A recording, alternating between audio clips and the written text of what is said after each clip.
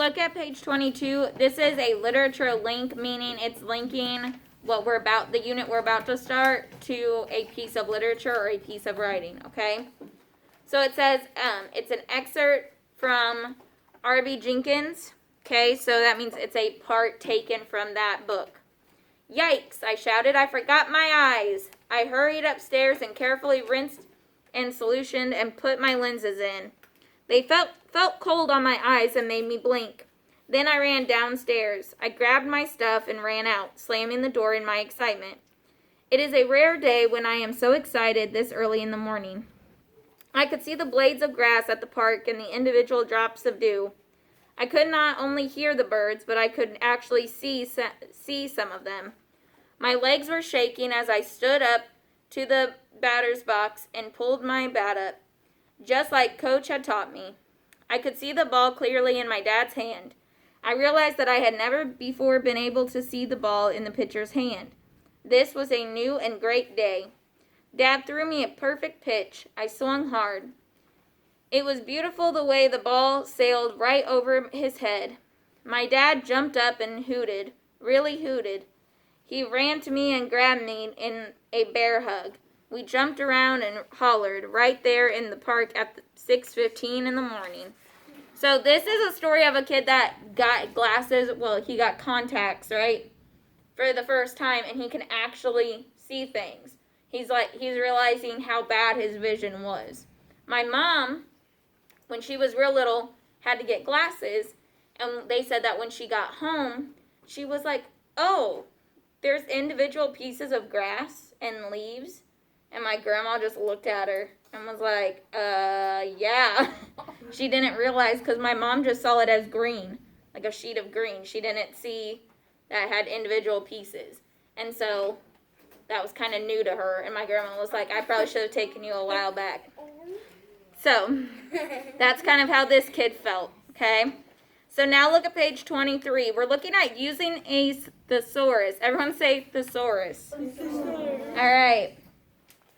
So look at the yellow box. When you want to describe something clearly, you need to use words that bring pictures to your reader's mind. A thesaurus can help you find the best possible word to use in your writing. A thesaurus lists entry words and gives synonyms that go with those words. Synonyms, everyone say synonym. Synonym. Are words that have meanings similar to the entry word. So synonym, similar, okay? They both are S. Some thesauruses also give antonyms. Everyone say antonym. Antonym. And these are words that have the opposite meaning of the entry word. The entry word is the word you chose, okay? Here is an entry from a thesaurus in the back of your book. So it says big is an adjective, and it says the definition is of great size, and used in a sentence says an elephant is a big animal. And do you see the blue? The blue writing? Those are synonyms. Enormous, gigantic, grand, great, huge, large, massive. And then the antonym is little, because that's the opposite of big, right? When you are writing a sentence that uses the word big, you can check the thesaurus to find a more descriptive or a more exact word than big. So if I said the elephant is a big animal, okay, the elephant is a big animal, right? But what if I say the elephant is an enormous animal? That makes you think it's even bigger, right? It gives you a better picture in your mind and gives it more excitement, right?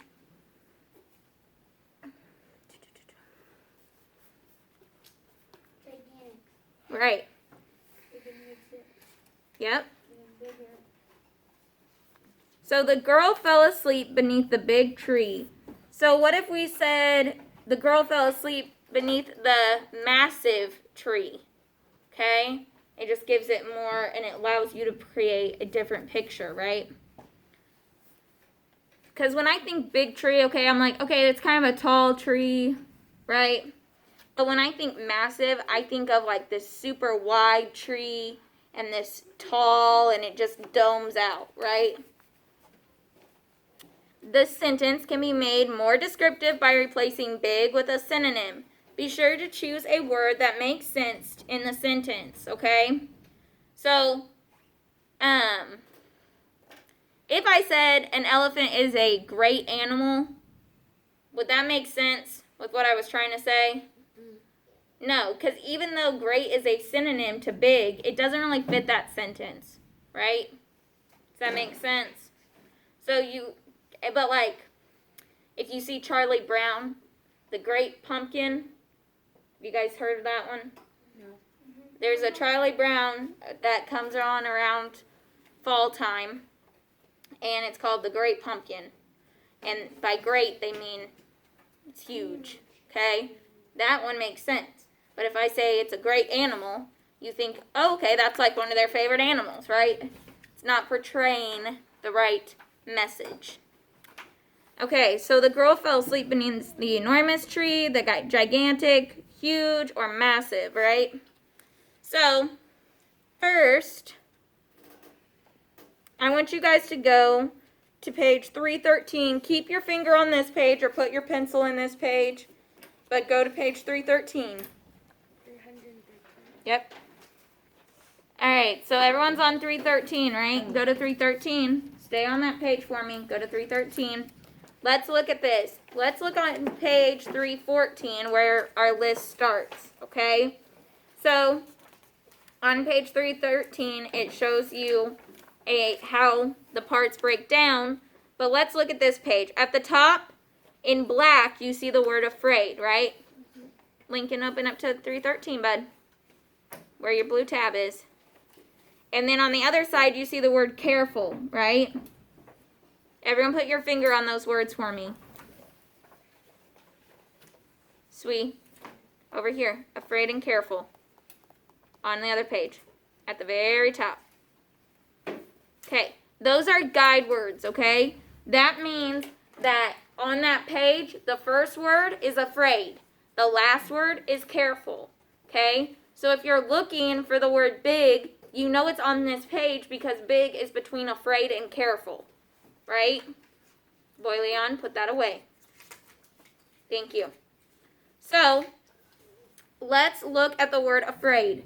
It tells us what part of speech it is. It's an adjective. It means filled with fear. It gives us an example sentence. Blue is our synonyms.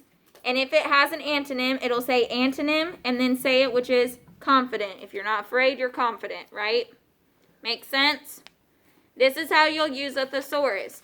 When you write a paper, like we're going to do in the next week or two, it will be, you'll want to check your thesaurus and see if there's a word that you can make your paper sound better. Okay? Make sense? All right.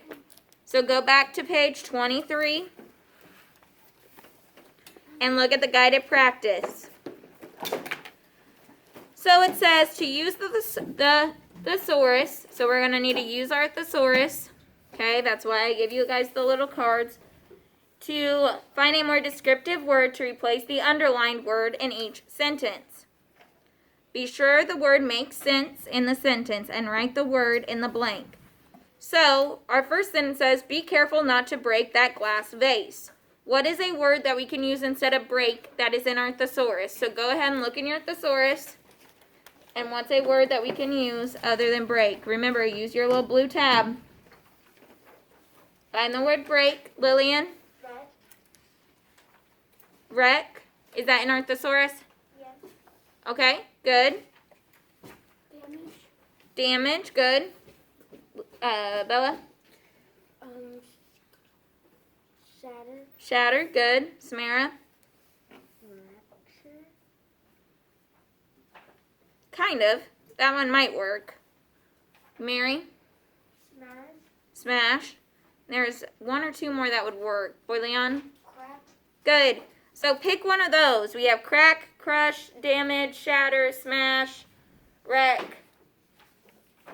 Okay, pick one of those and write it on the line for number 1.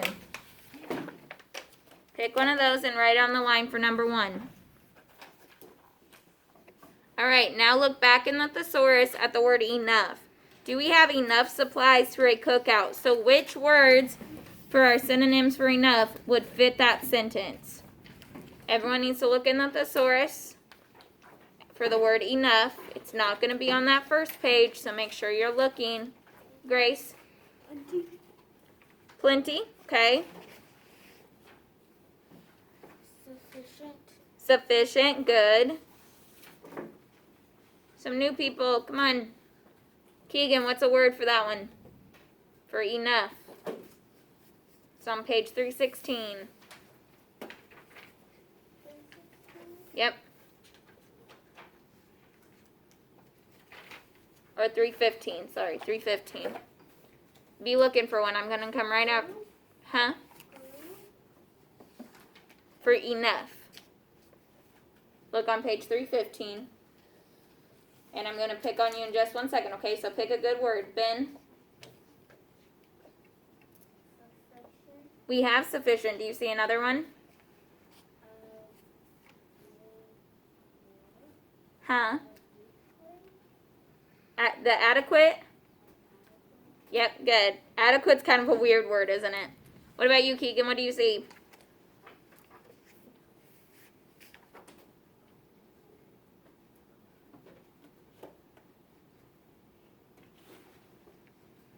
So really our choices that fit best there are going to be sufficient or adequate, okay? Because plenty, you would have to put plenty of, right? And we're just replacing one word. So that's why they say you gotta check and make sure it's replacing the right thing. So write one of those words on that line. Now look at number 3. I would like to give some money to the mission project. Look up the word give. And we have a few choices on this one. Make sure it fits the sentence properly. Sweet, what's a word that would replace give?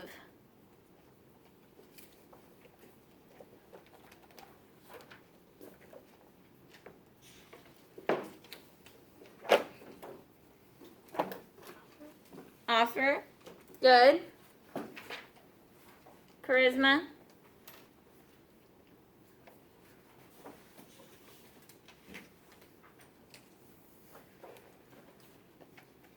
I'll come right back to you, okay? Mary? Donate. Donate. Good. Bella? Contribute. Contribute. Good. And, oh, Sarah. New one. Offer. We said offer, but good. Joseph? Present. Present. Good. So we're choosing from contribute, donate, offer, or present. Okay? Write the one that makes sense to you on that one. Do you have a question? Receive. Huh? That's the antonym, right? Yeah, that's the antonym. Good. So pick one of the synonyms in blue and put it on the line, okay? Now look at our last example that we're doing together. Dad had a serious look on his face when he came in. What can we replace serious with? We're looking at the blue synonyms for serious.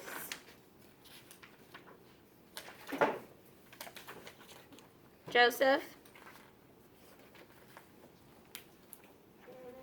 Earnest, good. Lillian? Grave. Grave, good. Keegan? What page? It depends. You have to find the word serious. Bella? Solemn. Solemn. Ben, do you see our last one?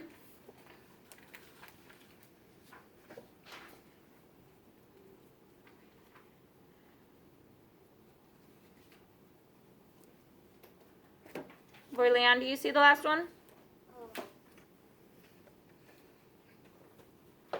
Somber. Good, somber. So pick one of those and put it on the line. Mary? I think it's on 318 is what it looked like, right? Just 390. 319. So you're picking between somber, grave, grim, earnest, and solemn. Charisma? Where what? Okay, I'll help you in a second, okay? All right, now look at page 24. Look at page 24. You're going to read the story, climbing St. Paul's Dome. You're going to read that story and use your thesaurus to find a more descriptive word that could replace each underlined word. Now listen, be sure it makes sense for your sentence, okay? So it says the cathedral is big. You're going to replace the word big. You guys see how it has a number 1 under it? You guys see that? That's number 1. So big is the word you're replacing for number 1. You need to find a word that fits that sentence to replace big and write it on the line. Okay? The synonym. Now, when you get done with that, I want you to read the story again in your head, replacing the words you chose, okay, to make sure it makes sense. Then, look at the apply and write. Put a star next to it because you are doing the apply and write. It says choose one of the underlined words that has an antonym and write a sentence using the antonym of that word. Okay? So if I was using the antonym of big, I would say the mouse ate a little piece of cheese, right? Does that make sense? Okay. So when you get done, make sure you turn this in. You can rip it out, okay?